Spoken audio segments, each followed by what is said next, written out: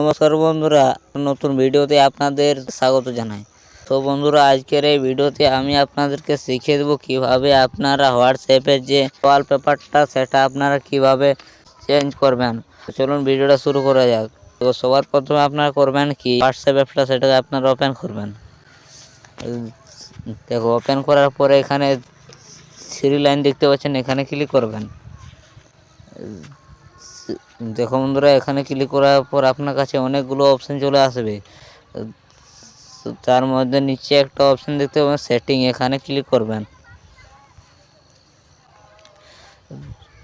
তো দেখো, সেটিংয়ে ক্লিক করার পর নিচে একটা অপশন দেখতে পাবেন, এখানে ক্লিক করবেন। তো দেখো বন্ধুরা, এখানে ক্লিক করার পরে যে ওয়ালপেপার, এখানে ক্লিক করবেন। ওয়ালপেপারে ক্লিক করার পরে এটা হলো আপনার আগের ওয়ালপেপারটা, যেটা মোবাইলের সিস্টেমে থাকে। চেঞ্জ করার জন্য নিচে একটা চেঞ্জ অপশন দেখতে পাচ্ছেন, এখানে ক্লিক করবেন।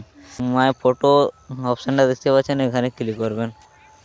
দেখো, এখানে ক্লিক করার পর আপনার গ্যালারিতে থাকা সমস্ত ফটো এখানে কিন্তু শো হবে। এই ফাইলটিকে আমি ওপেন করে নিচ্ছি। আমার ফটো ফাইল ওপেন করে নিলাম। দেখো, ওপেন করার পর আপনি সে ফটোটা হোয়াটসঅ্যাপে ওয়ালপেপারে রাখতে চাইছেন। তো বন্ধুরা, এই ফটোটা আমি রাখবো।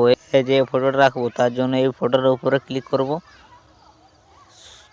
তো দেখো, এখানে ক্লিক করার পর নিচে একটা অপশন দেখতে পাবেন সেট ওয়ালপেপার, এখানে ক্লিক করে দেবেন।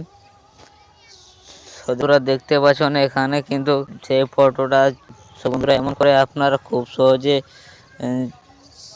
যে কারো ফটো আপনি রাখতে পারেন হোয়াটসঅ্যাপের ওয়ালপেপারে।